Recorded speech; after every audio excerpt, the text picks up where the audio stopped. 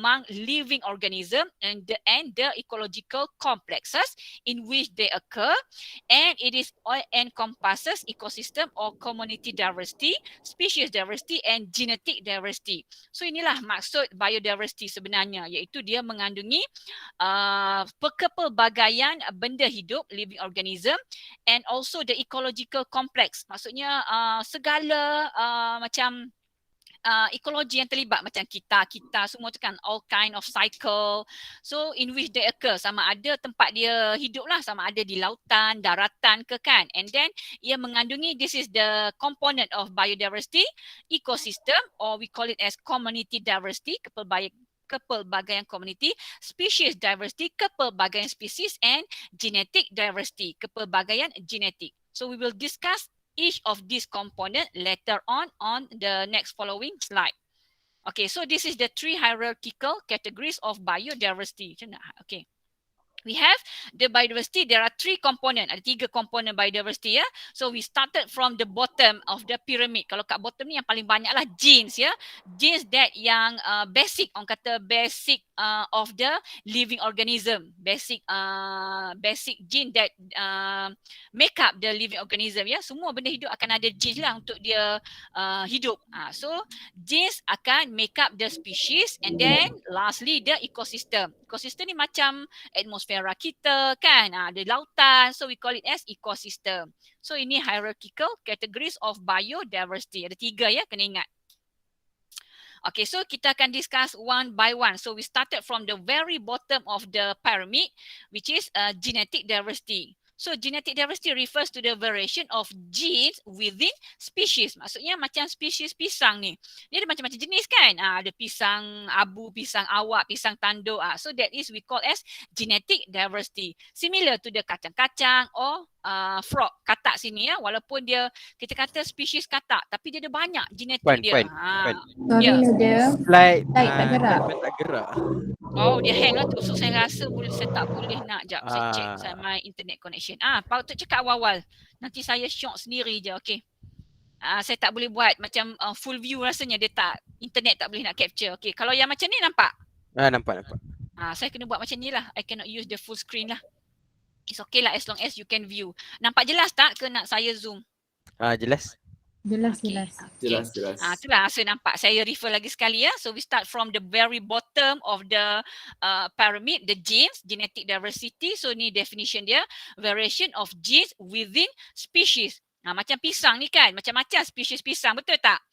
So kepelbagaian pisang tu we call it as genetic diversity, similar to the katak and nuts here. So we have the variety of the katak and kacang ni. So this is the example of genetic diversity. Okay, penerangan tu kamu boleh baca lah, the combination of different genes found within a population. Population ni populasi lah, single species katakan. Okay. After that, we have species diversity. Refers to the variety of species within a region. Maksudnya kepelbagaian species tu di dalam sesuatu kawasan tu. Macam dekat ni mana, tundra, padang panas ni ke mana, Afrika, safari ke apa, ada gajah, ada lion, ada leopard. So this is we call it as species diversity. Region tu macam kawasan lah, sama ada lautan ke, tundra ke, aquatic ke. So apa saja spesies yang terdapat dekat kawasan tu kita panggil species diversity.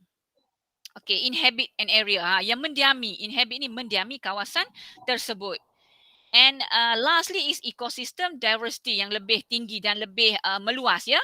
Refer to the diversity at higher level, yang lebih tinggi. For example, it is encompasses the variety of habitat. Macam-macam habitat lah. Katakan ekosistem daratan. Kita ada padang pasir, lautan, ini apa, cute ni, Arctic ke, so macam air terjun, hutan, tropika ke. So this is we call it as ecosystem diversity. Jelas ya? Okay, next is important of biodiversity. Apa kepentingan biodiversity ni? So we need to know. Okay, we have a few. You bagi apa important yang kata logik pun is okay, acceptable as long as it does make sense. So I just listed a few here. For example, for the biological resource untuk kepelbagaian biologi, because we know that for the biological resource we depend on the this kind of resource for our food. Kita nak makanan pun kita bergantung daripada tumbuh-tumbuhan dan juga haiwan kan. So food, medicine, ubat, breeding stock, future resources, wood and also the ornamental untuk hiasan. Okay, so this is another one example of the importance of biodiversity. And then we also need the biodiversity for our ecosystem services untuk ecosystem services ni, for example all kind of cycle, water resources, for the soil protection, macam ada pokok-pokok dekat tebing-tebing sungai, pokok buluh semua tu kan untuk protect kita punya soil kan. And then nutrient storage and cycle, macam-macam lah. Kita nutrient, kita macam kita air, kita carbon cycle. So all those kind of services is fall under the ecosystem services. Okay. And then for the social benefit, kita nak pergi buat research, education, recreation, tourism and also as a cultural values. So we need this biodiversity So in a detail one, ni yang detail saya letak ada 6 kat sini. There's a lot actually, but I just put some of a few here. For example, our living bank balance, economic significance, sustainable development, this is quite famous term, natural service provider, source of natural product and also as the cultural heritage. So yang ni detail dia kita akan discuss every of these important in the next following slide. For example, this is for our living bank balance. Someone please mute your mic when you can on the mic when you want to ask me the question, okay, later on. Okay, so this is the explanation for the biodiversity that provide our living bank balance. What is meant by this term? For example, plant, animal and microorganism ni benda-benda kecil free ecological services. Mereka ni bertindak sebagai ecological services yang boleh generating soil. Maksudnya boleh menyuburkan tanah macam cacing tanah kan. And then controlling pest. Kalau ada macam pest ke, kalau kita ada microbe kan, microbe yang makan yang menyebabkan penyakit ke apa katakan kepada nyamuk ke, kepada macam aphid ke yang boleh menyebabkan pokok tu macam rosak ke apa, so dia boleh control dengan affected that pest. And then and then balancing atmospheric gases, macam pokok-pokok kan dia boleh macam kamu belajar lah dalam photosynthesis process, the plant can produce oxygen and absorb the carbon dioxide. So we can balance the atmospheric gases in our nature boleh menyeimbangi kandungan gas atmosfera, and also for the other biological processes lah macam untuk pereputan kan, saprophytism semua tu lah. So all these microorganism and plant and animal is also needed. Kejap ada yang baru join. Apa tadi? Okay. Okay, next is for the economic significance of biodiversity. So dari segi ekonominya, apa dia? Biodiversity can provide the consumptive uses. Maksudnya kita boleh guna biodiversity ni untuk cari sama ada natural product untuk timber, macam timber ni balak, fish, ikan-ikan, sumber-sumber buah-buahan, berries and mushroom, fireweed, sumber kayu api, and then also the medicinal plants. So this is another services provided by our biodiversity. And then non-consumptive uses ni maksudnya keperluan yang bukan untuk dimakan lah, macamnya untuk recreation. Yang ni untuk makan lah, untuk makan-makan semua ni kan, untuk kegunaan. Yang ni untuk macam selain daripada kegunaan tu, kita boleh juga macam recreation, pergi hiking ke, trekking dekat hutan simpan ke apa ke. And then education kita bawa kamu macam pergi buat research ke apa ke, science and natural control of pests This is our biodiversity rule. And then as the future options, which is the product or use not realized today. Biasanya mungkin ada kegunaan dia yang tersembunyi, kita tak sedar masa sekarang ni, tapi dia akan menjadi penting untuk masa hadapan. Kita tak sedar lagi biodiversity kita mungkin ada hidden value of our biodiversity. Okay. Okay, next is the sustainable development. I think you're very familiar with this term, sustainable development, which is biodiversity is a measure of sustainable development. Maksudnya pembangunan yang mapan. So kita boleh gunakan biodiversity sebagai kayu ukurnya. Maksudnya pembangunan growth today that does not deprive the quality of life of future generation. Maksudnya pembangunan yang kita jalankan hari ini sepatutnya tidak akan mengorbankan ataupun memberi kesan negatif kepada biodiversity kita yang akan menyebabkan future generation ni akan macam hilang lah chances to know or to experience the biodiversity itself. Okay. So normally the sustainable development is regarded as a mode of human development, ya. Biasanya dia akan dianggap sebagai macam pembangunan lah. Pembangunan mapan ni kita akan boleh tengok daripada inilah pembangunan dijalankan oleh manusia yang mana resource tu kita use aim to meet human need. Kita guna untuk memenuhi keperluan manusia.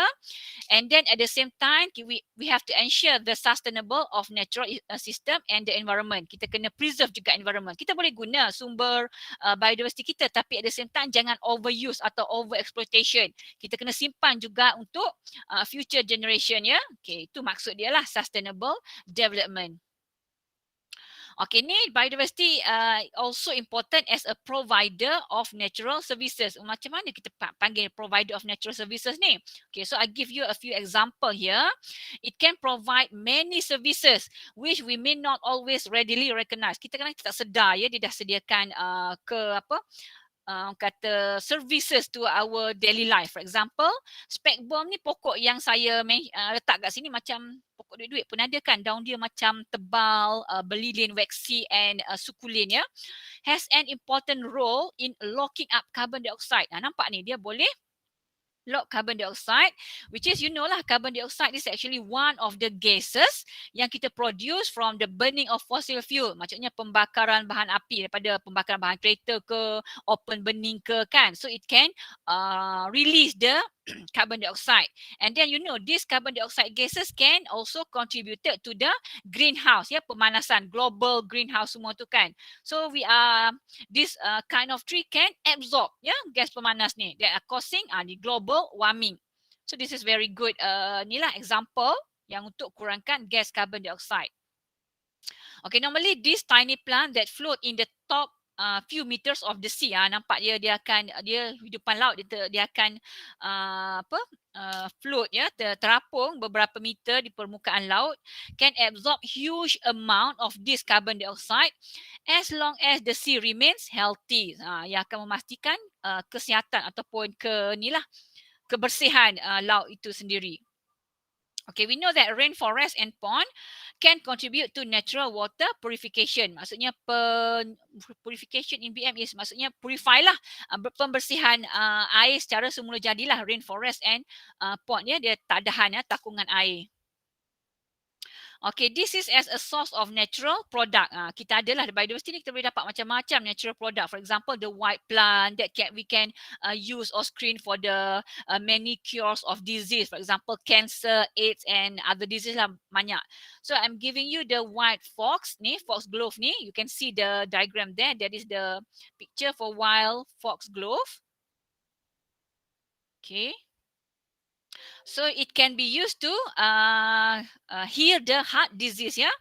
And then normally the chemical extracted from jellyfish, jellyfish tu yang jellyfish yang bukan betul, are now being used by medical researchers studying the development of cancer. So we can make use of the plant and animals for the natural product purpose, sama ada sebagai ubat as to cure the disease, ya. So this is the importance of biodiversity. Last but not least is actually for the cultural heritage, untuk macam nilai-nilai ni lah. Cultural. So it can describe the ethical value of biodiversity. So either it is in terms of existent value, option value and heritage value. Ini chameleon saya rasa yang this is dove. This is very tiny, I think chameleon, tiny chameleon, and even a big whale ya, yang besar ni pun is also have the heritage value. So each of this value is discussed in the next following slide. You can just read existence value apa dia. So this is the existence value. Sama ada as aesthetic enjoyment, kepuasan estetik lah. Kadang orang suka nilai estetik ni kan, macam dia suka macam the natural beauty of old growth forest, hutan-hutan yang lama, ataupun forested landscape teeming with wildlife. Dia suka. Itu nilai estetik yang kita boleh pergi untuk recreation purpose kan. And then intrinsic right, where the mere existence of something give it a right to continue and to be protected. Ini macam hutan-hutan simpan lah. Kita nak simpan dia untuk, atau protect dia untuk ni lah future generation, untuk study semua kan. And then as a spiritual health, ya, macam kita nak pergi macam tenangkan fikiran semualah, whether as in term of religious or cultural benefit from nature, semua termasuk under spiritual health. This is for the option value, conserving an element of biodiversity for later use, ya, untuk kegunaan generation akan datang. And then bequest value of or heritage value, maksudnya nilai-nilai warisan lah. Inheritance can be inherited, ya, for the future generation. Okay, kita dah discuss biodiversity. Now we can discuss the threats to biodiversity, ya, ancaman kepada biodiversity. For example, overhunting, ya, terlebih buru secara over pun tak boleh juga. Okay, macam buru elephant ke, harimau Malaya ke. So that is the endangered species. So it also can contribute to the threaten of our biodiversity. Over exploitation of natural resources, for example, the illegal trade of fauna and flora. Kalau fauna ni macam gajah kan, yang jual gading gajah secara haram, kulit ular sawa tu ke, itu pun kita panggil illegal trade. So itu juga adalah threats to biodiversity. And then the habitat loss or degradation or fragmentation, ini maybe due to the macam pembakaran secara terbuka ataupun pembalakan tak terkawal juga boleh menyebabkan ni lah kehilangan habitat ya, ataupun pencemaran boleh menyebabkan hidupan laut ni akan habis, orang kata mati, juga boleh mengancam spesies-spesies hidupan di dalam laut. Pollution lah, itu masuk pollution, and then also the climate change. Kalau terlalu macam panas, kemarau, so that is also can cause to the macam ni lah degradation or fragmentation of the soil ya. Juga climate change, selain daripada kemarau juga flood pun boleh juga menyebabkan kerosakan kepada biodiversity kita. Okay, so we are settled for the first part, introduction to biodiversity. It's very simple kan? Part ni senang saja, baca-baca saja. You can just understand what is the issues of our biodiversity currently. Boleh je Google. Okay, now I'm going to the second part, classification and introduction to taxonomy. Kita dah belajar biodiversity ni kepelbagian spesies, jenis, semua kan. So kita nak kelaskan dia lah. Nak tengok apakah pengelasan yang boleh kita lakukan untuk classify between all those organism kan, daripada yang sekecil-kecil sampai yang higher plant. So macam mana, how we gonna classify them. Okay, so we have a few terms here. Ada beberapa term yang kamu kena tahu. Taxonomy, nomenclature and systematic. So this is the three term in the classification. Okay, taxonomy is a science of naming, a science penamaan. Describing, kita describe ya, kita macam bayangkan, ceritakan, describing and classifying organism. Kita kelaskan organisma tersebut. Okay, that is for the taxonomy. Nomenclature ni penamaan, systems of principle, procedures and terms related to naming of organism. Macam mana organisma tu dinamakan. So we name it as nomenclature. Okay, next is systematics. Systematic is actually the study ya, kajian tentang the diversification of organism and their relationship among living things. Kajian tentang macam mana organisma ni macam kepelbagaian organisma dan juga hubungan dia antara sesama benda-benda hidup ni. So we call it as systematic. Kajian ya, a study. Okay, next a term is classification, pengelasan, process of assigning organism into group, pengelasan kita susun ataupun grupkan organisma itu mengikut kumpulan-kumpulan dia, whether in term of similarities in morphology, biology, molecular biology. Ini molekul lah, sama ada gene dia ke apa ke, DNA ke kan. And then normally it can reflect the historical relationship among lineage. Maksudnya kita boleh nampak keturunan dia ataupun susun atur dia daripada nenek moyang semua tu lah. Okay. And then phylogeny. Phylogeny is actually the study of evolutionary relatedness, ya, ke pelbagai relatedness is maksudnya hubung kait antara evolusi organisma tersebut, ya, kajian tentang hubungan macam mana organisma tu berevolusi. So this is the phylogeny. And then we have taxon. Taxon is singular. Kalau plural, we call it as taxa. It is actually a formal grouping of organism at any given level of hierarchy. Setiap hierarchy tadi yang saya dah mention, sama ada genes, species or ecosystem. So ikut hierarchy pengelasan dia nanti. So we will take a look one by one. So we will start with classification, pengelasan, ya. So this is the definition for classification, the grouping of object or information based on similarities, persamaan dia. So normally there are more than 1 million described species of plant and animal, whereas ramai lagi yang belum describe. Kita dah ada lebih 1 million lebih spesies yang kita dah namakan dia, dah kelaskan dia, tapi masih ada banyak lagi yang undescribed, yang tidak terbuat, ya. Okay, this is the taxonomy. Saya dah sentuh secara ringkas tadi. Sign of classification or grouping things. Okay, this is the process dia. This is the modern taxonomy lah. Nanti kita akan discuss in detail, ya. Modern taxonomy kita ada kingdom, phylum, class, order, family, genus and species. Okay, and then this is more to like a historical part sejarah lah, how the taxonomic system ni is being developed. Okay, the first person to be or to come up with an idea of the taxonomy is Aristotle. So this is 350 before century.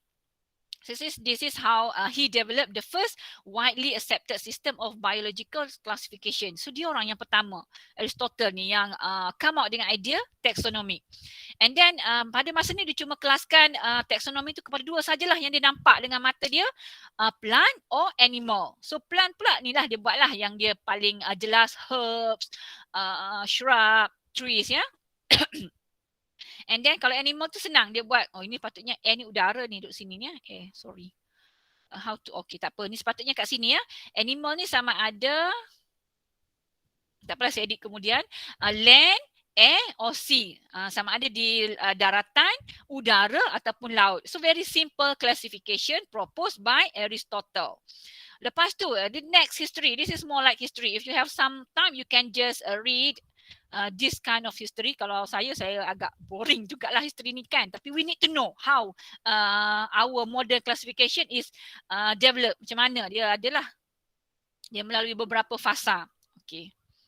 Lagi ke yang nak join? Okay, sorry. Okay. Okay, this is the Carol, I don't know how to pronounce English name. This is not only English name, this is more Latinist name. Carolus Linnaeus.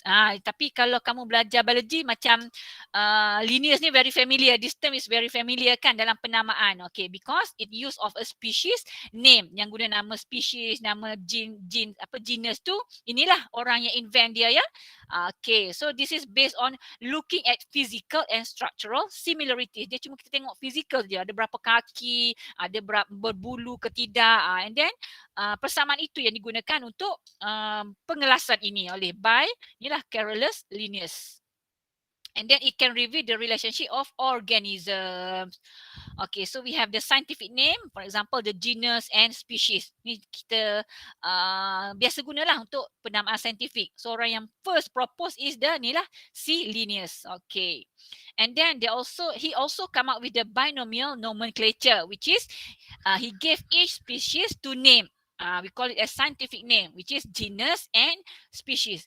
Apa nama scientific name yang kamu paling familiar? Kalau saya suruh namakan satu. Yang paling familiar. Tilapia. Apa dia? Tilapia. Tilapia? Tilapia tu nama common yang kita makan. Saya nak makan ikan tilapia masak merah satu. No. Macam Homo sapien. Homo sapien. Yeah, that is the genus and a species. Nama genus kat depan, nama species kat belakang. And then both must be italic. Betul tak? Kalau tak italic, you kena garis. Saya rasa biology form 5 belajar ni kan? Ke form 4 lagi? Form 5. Form 5. Sativa. So I think those, ada tak yang tak ambil bio form 5 dulu? Atau form 4 dulu? Ada tak ambil bio tak? Ada tak? Kalau tak ada tu you have to, macam saya cakap lah, kena work one time double compare to the yang dah ambil. Tapi dia orang pun tak sebenarnya pandai kerana lupa kan. So sama je, you have to read or reread what you have or recall what you have learned ya. Ni nama saintifik lah. So ini orang yang propose nama saintifik tu Carl. Kalau dalam bio dulu saya rasa dia sebut Carl Linnaeus, ni dah jadi Carolus Linnaeus, macam-macam version lah. Nama tu dia simplify kan je. Okay, genus is a group of similar species and then it developed the modern system of taxonomy. So modern system taxonomy yang kita guna pakai sekarang ni bermula daripada sini. Okay. Tak nak cakap banyak lah. Ini dah sebut dah Homo sapien. Letaknya handsome lagi. Tak tahu lagi, tak faham lagi, tak tahulah. And then kita ada macam Canis lupus. Kalau kamu tak nak macam italic, you can just underline ya. But separately, jangan rapat. So this is how you write the genus and species for the scientific name. Okay. Kalau house cat, kucing rumah yang manja-manja tu Felis domesticus. Kalau ada var kat belakang tu maksudnya Felis domesticus variety tu indicate more than one variety. Dia banyak jenis lah. Kucing siang, kucing parsi. Itulah maksudnya variety dia banyak. Okay.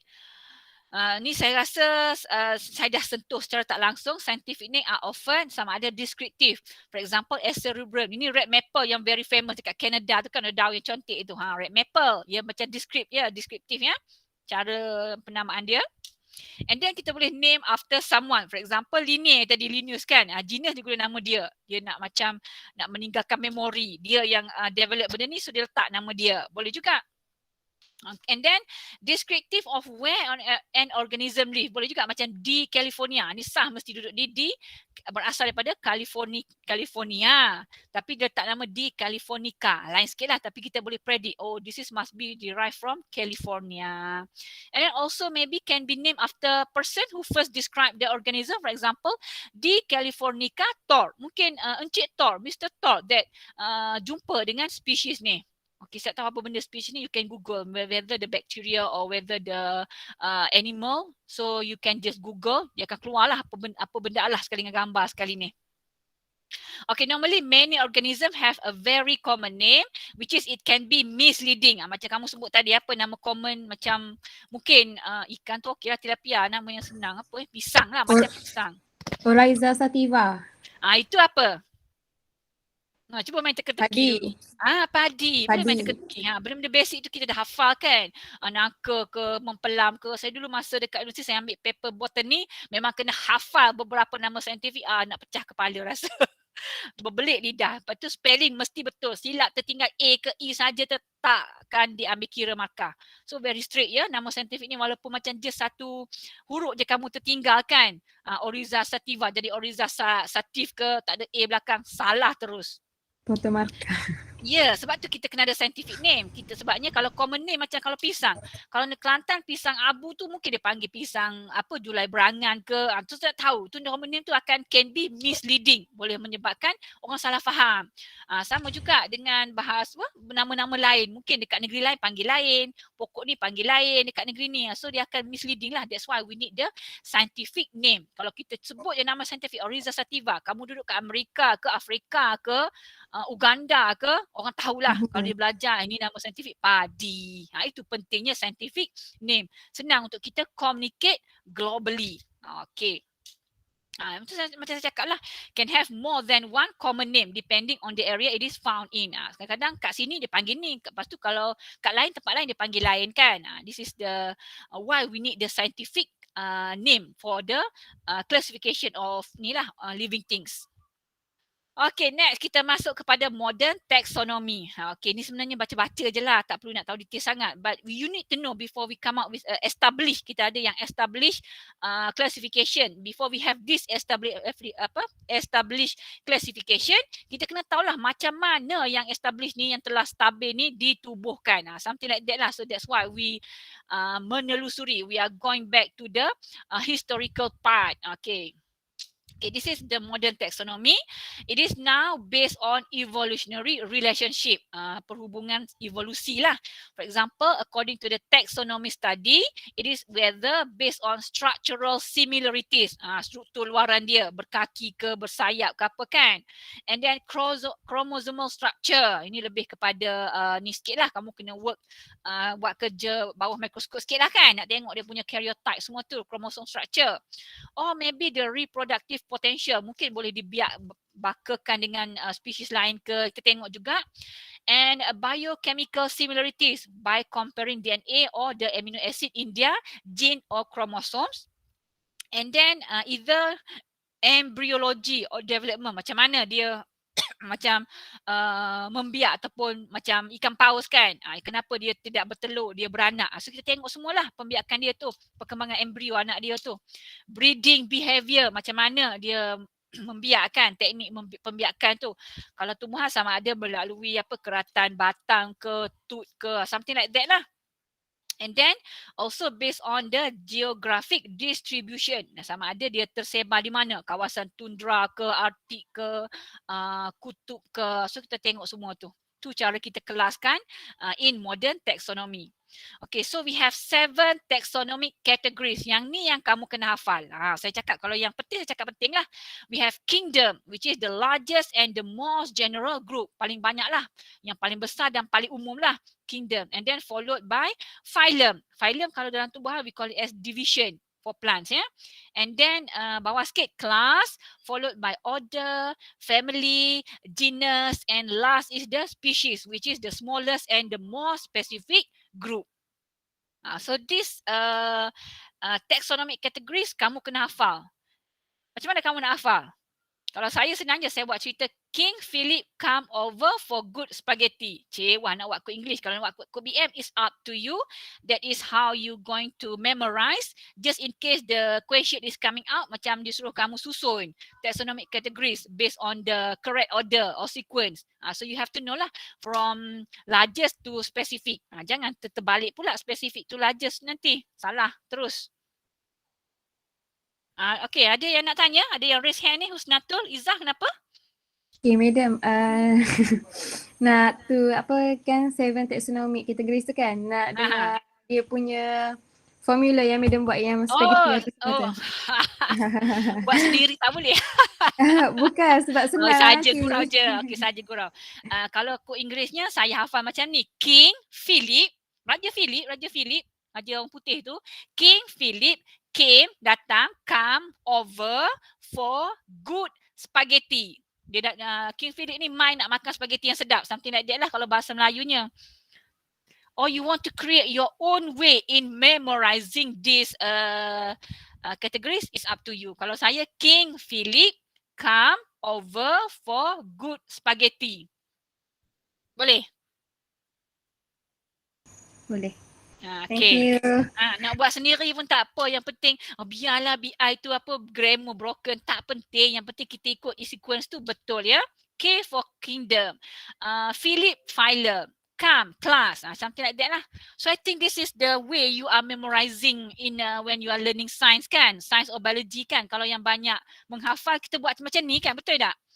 Macam saya dulu jadual berkala tu, saya boleh hafal 1 jadual berkala ya. Menggunakan cerita macam ni lah. Yes, I have to, because dulu saya dekat universiti saya ambil juga kimia as my second option. So I have to memorize for the whole periodic table including the atomic mass. Cuma ni je tak ingat apa molekul apa nombor jisim apa. Saya duduk belajar campur BMBI, so saya dah pening dah. Atomic mass, nombor atom tu memang ikut nombor tu. Ini cerita berkala. Saja nak ceritalah kat kamu. Memang kalau kamu ambil biology ke, kamu belajar sains ke apa, memang memorizing is a must, kata a crucial part paling penting. So how you want to memorize kata smartly, that is the way. Kita panggil istilah apa, akronim ke apa istilah tu. Ya, dalam psikologi biasanya dia banyak share lah teknik-teknik mengingat yang inilah senang untuk kita dapat. Okay, so saya continue. Okay, so this is the detail of the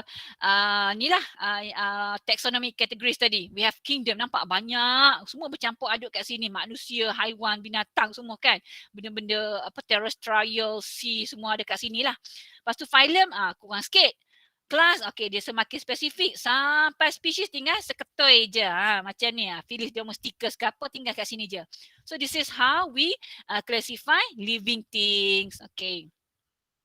Ini sejarah dia lah. Mula-mula before we come out with the 7 kingdom, biasalah kita akan ada 5 kingdom first. Tapi tidak betul sempurna. Okay, 5 kingdom ni is proposed in 1979.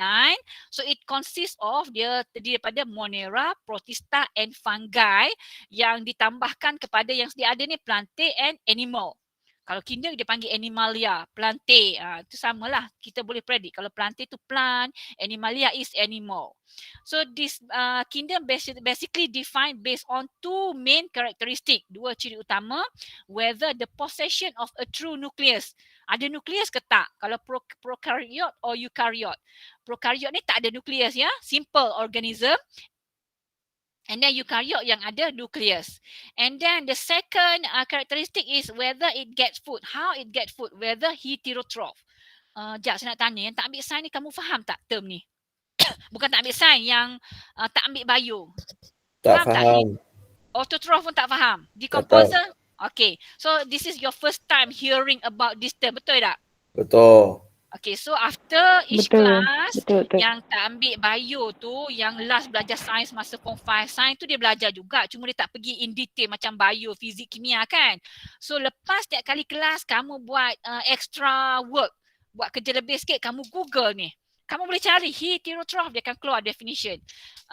Kalau tak faham kod Inggeris, you can just write down English and then you translate into BM. Tapi kalau ada masa, saya cuba bagi yang mana saya ada masa. Kalau heterotroph ni adalah organisma yang tidak dapat membuat makanannya sendiri. Faham tak? Yang tak boleh menjalani proses fotosintesis. Faham? Tu heterotroph, macam manusia, apa lagi haiwan. Kita bergantung kepada tumbuh-tumbuhan untuk kita punya food source. Kalau autotroph ni, dia boleh buat makanan sendiri. Kalau boleh buat makanan sendiri, of course lah producer. Kalau producer ni tak lain tak bukan adalah apa? Tumbuhan hijau. Tumbuhan hijau. Kenapa dia boleh buat makanan sendiri? Sebab dia ada Fotosintesis. Itu proses klorofil. Kalau dia ada klorofil yang boleh menjalani proses fotosintesis, iaitu membina makanan. Makanan tu bukannya macam bentuk macam burger ke ayam. Tak. Makanan yang dia dimaksudkan sini adalah C6H12O6. Itu adalah glucose. Glucose is a energy form. Bentuk tenaga. Itu ada glucose. Glucose tu bentuk tenaga kita. Glucose tu nanti dia akan boleh bergabung-gabung jadi karbohidrat, jadi protein. Kamu akan belajar lah amino acid dia punya structure-structure tu. Tapi basically dia punya carbon, hydrogen, oksigen. Itu yang membina makanan-makanan lain yang lebih kompleks. So yang asal dia adalah glukos tu, yang protein yang tumbuhan bina tu. C6H12O6. Bila kita makan masuk badan kita, dia proses jadi lebih kompleks lah bentuk makanan tu. Tak payah segi detail lah, lagi masuk biochemistry pula pening kamu. Ni just nak cerita secara general lah. Decomposer ni adalah pengurai. Contoh pengurai apa? Boleh bagi tak kat saya? Kulat-kulat. Bakteria. Ya, bakteria. Macam kalau kamu perasan tak, kalau atas jalan tiba-tiba ada bangkai ke apa ke yang macam kena langgar mati kan. Betul, orang pun letak tepi jalan. Tapi lama-lama kenapa daripada dia punya jisim badan dia tu daripada besar-besar tiba-tiba tinggal tulang je. Tulang pun lama-lama tahu akan reput. Kenapa dia boleh terurai? Sebab itulah ada bakteria, ada kulat yang akan menguraikan jisim badan dia tu. Maksudnya dia tukarkan dalam bentuk macam daging-daging yang kompleks bentuk makanan tu kan. Dia akan jadi lebih ringkas memasuki kalau atas tanah lah jadi baja. Tu pentingnya orang kata microorganism. Dia akan memudahkan, dia akan menguraikan bentuk makanan yang kompleks tu kepada yang lebih ringkas yang boleh diserap oleh tumbuh-tumbuhan. Itulah yang haiwan mikrob dalam tanah tu masuk dalam tanah, jadilah kita nutrient cycle semualah. Itu fungsi decomposer, sama ada kulat atau bakteria ya. Okay, terlebih panjang dah pula, ada sejam dah kita. Okay, I try to go quite fast because this is more like macam cerita macam mana we come up with established classification kan. Okay, lepas tu kita ada 3 domain system. Ini untuk bakteria yang kecil-kecil lah, yang tak nampak, yang kita tengok dengan mikroskop. Macam kita ada bakteria, eukaryota, archaea. So we are talking about ni lah benda-benda kecil. Okay. Lepas tu ada lagi how living things are classified, ada juga based on kepada taxa or taxon lah. Taxa ni plural, taxon ni singular.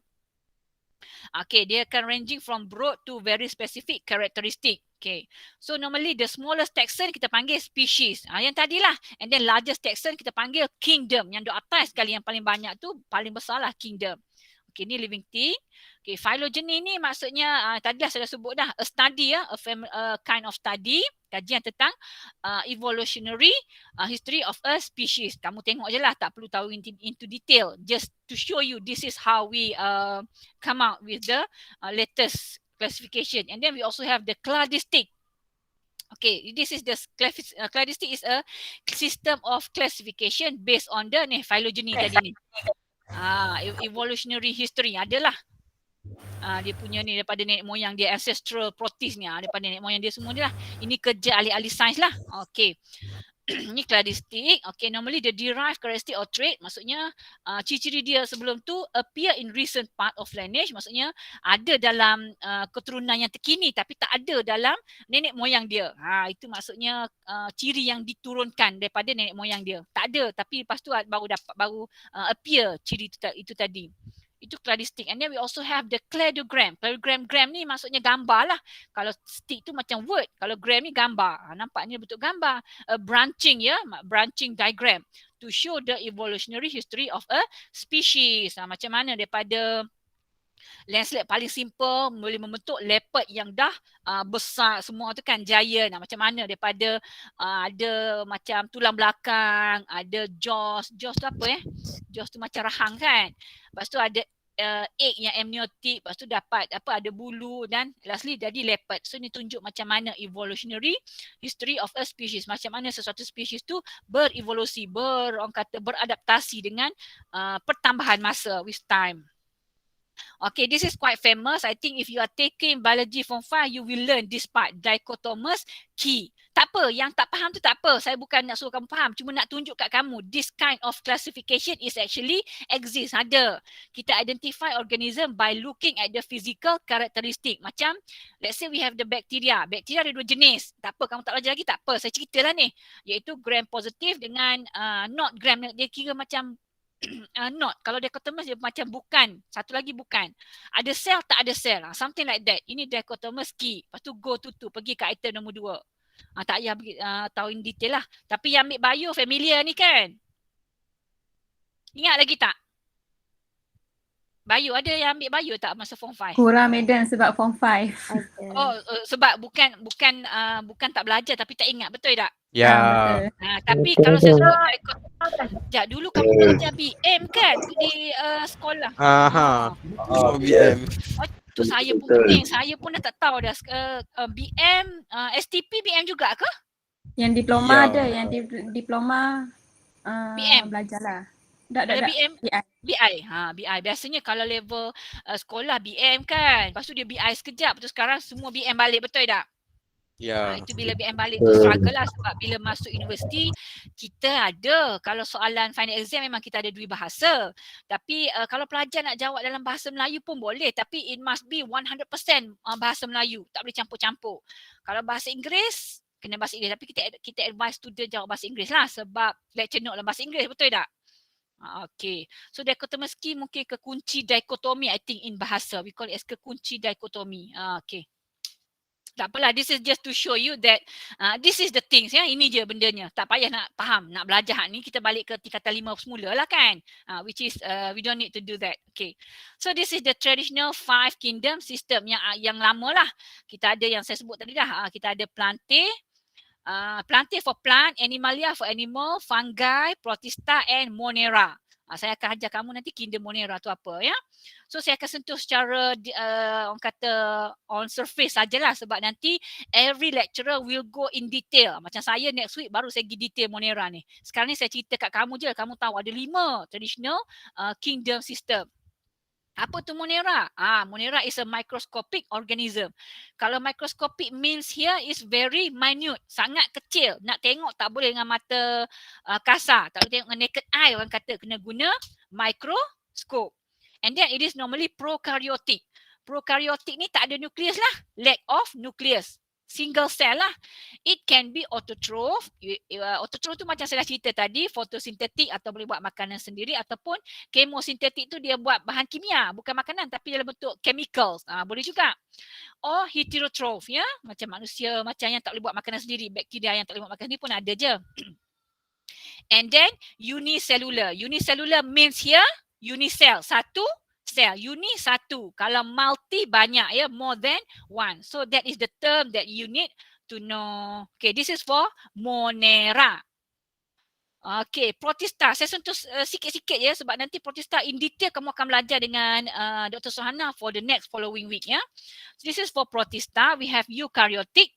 Eukaryotic is actually has a nucleus. And then some of them have the cell wall of cellulose. Ada juga cell wall ya. A cell wall ni not necessarily to be kata tumbuhan saja. Sebenarnya organisma pun boleh ada cell wall tapi dalam bentuk yang bukan macam yang tumbuhan tu, tapi dia ada cell wall dia sendiri. Ada ya, in detail nanti kalau kamu masuk belajar lebih detail, kamu akan tahulah macam mana cell wall tu.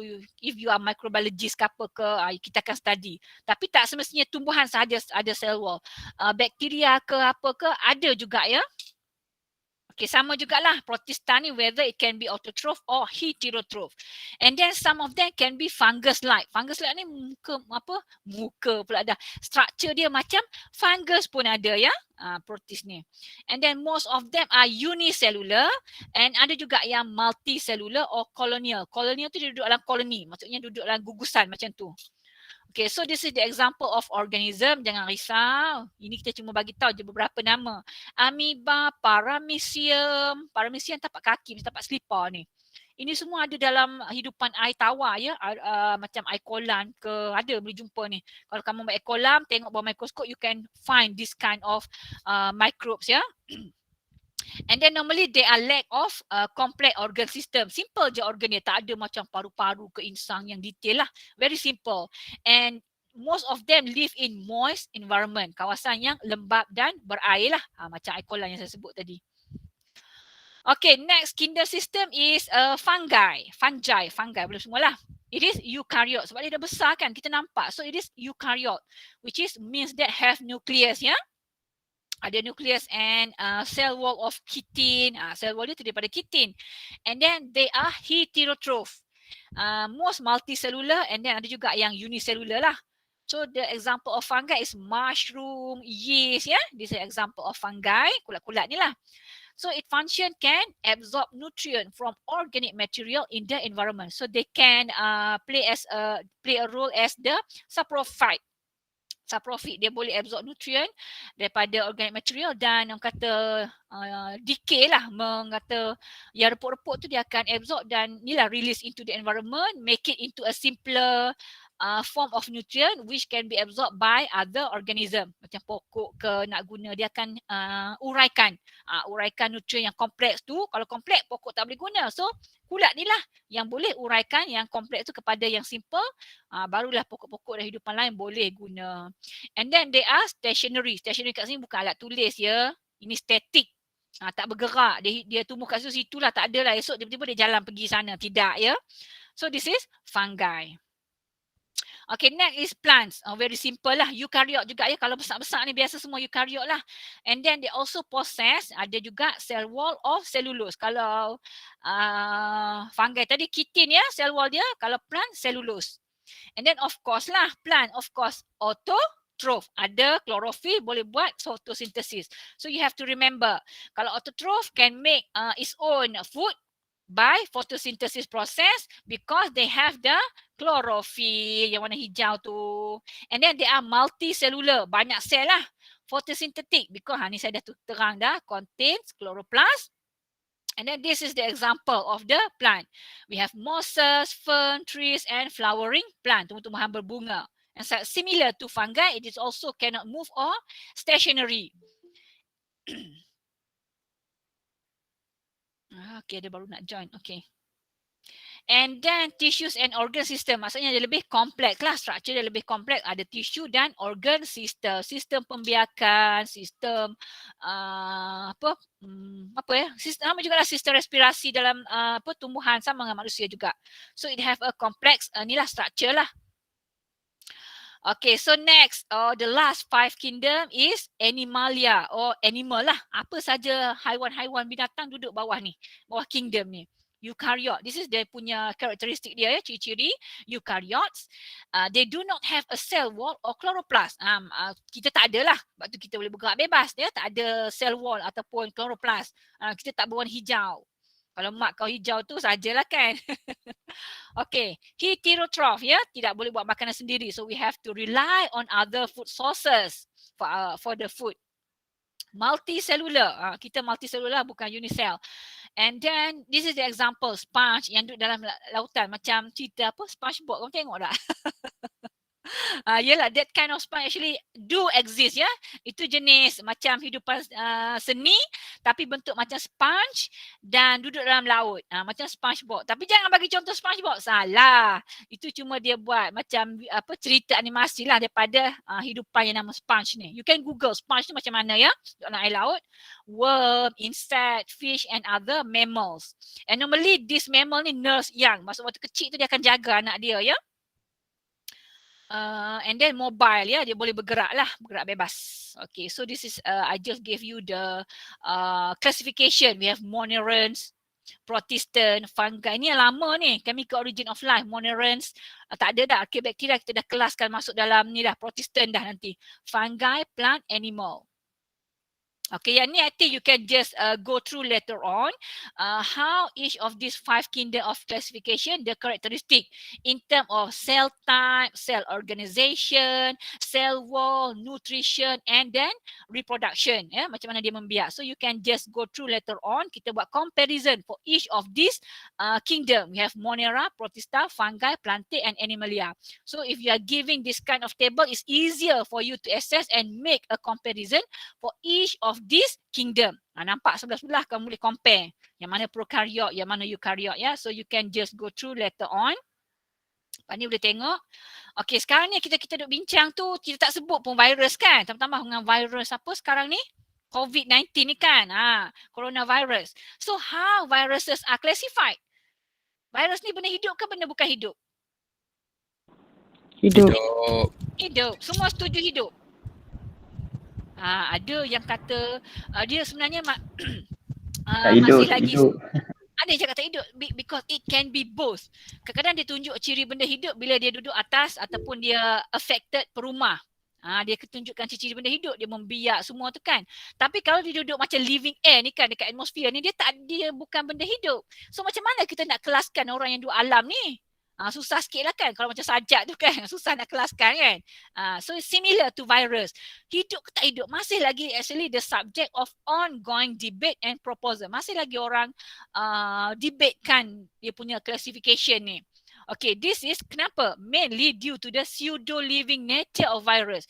Pseudo-living tu maksudnya bukan real life lah, maksudnya dia orang kata apa istilah budak-budak TikTok sekarang, dunia tipu-tipu. Macam tu lah pseudo living. Hidupan yang macam tipu-tipu. Dia cuma nampak ciri hidup tu bila dia duduk dengan perumah. Which is to say they are non-living particle with some chemical characteristics.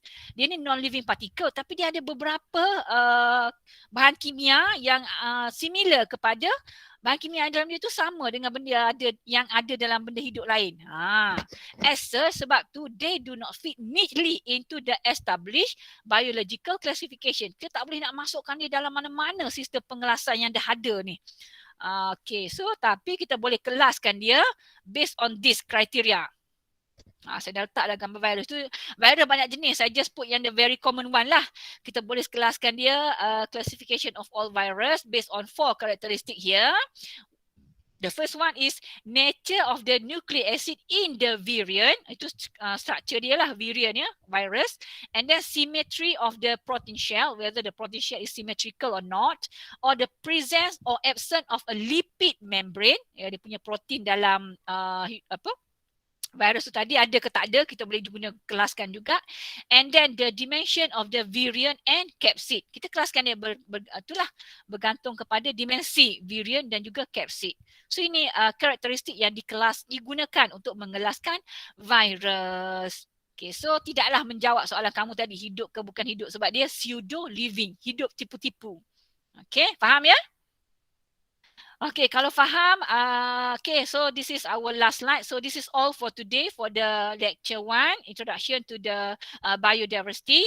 Okay, before I ended the recording class, is there any question? You want to ask? Ada soalan? Tak ada. Tak ada, saya akan stop recording first. Doktor. Yes. Minggu ni dah